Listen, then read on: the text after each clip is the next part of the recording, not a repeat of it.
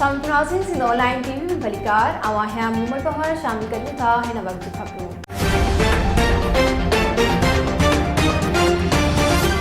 नाज़रीन मीरपुर खास नवाब अली मोहम्मद में भंड बिरादरी के 5 माण्हुनि जे क़त्ल खिलाफ मीरपुर खास में मुख़्तलिफ़ सियासी समाजी तंज़ीमुनि जे अॻवाननि पारां प्रेस क्लब अॻियां एहतिजाजी मुज़ाहिरो कयो वियो। सिंध ऑनलाइन टीवी जे रिपोर्टर गफ़ार इन जी ख़बर मूजिब मुज़ाहिरे में SUP अवामी तहरीक जस्कम PTI STP समेत मुख़्तलिफ़ तंज़ीमुनि जे अॻवाननि ऐं कारकुननि वॾे अंग में शिरकत कई। किताब खदे अॻवाननि मंजूर मेमन लाला अज़हर गुलाम मुस्तफ़ा लगारी अकबर शर दिलदार लगारी वाजिद लगारी अली मुराद शर ऐं ॿियनि चयो त सिंध में ज़रदारी टोलो कब्ज़ा माफिया टोलो बणिजी चुको आहे।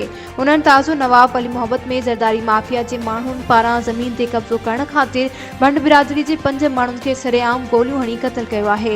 उन चयो त सिंध जेका सूफ़ीन जी धरती आहे उते सरेआम माण्हुनि खे गोलियुनि जो खाज बणायो पियो वञे। उन्हनि मुतालबो कंदे चयो त वाक़िए में मुलवस माण्हुनि खे फौरी तौर गिरफ़्तार करे मक़तूलनि जे वारसनि सां इंसाफ़ कयो वञे। वधीक ख़बरुनि या अपडेट्स जे लाइ ॾिसंदा रहो सिंध ऑनलाइन टीवी।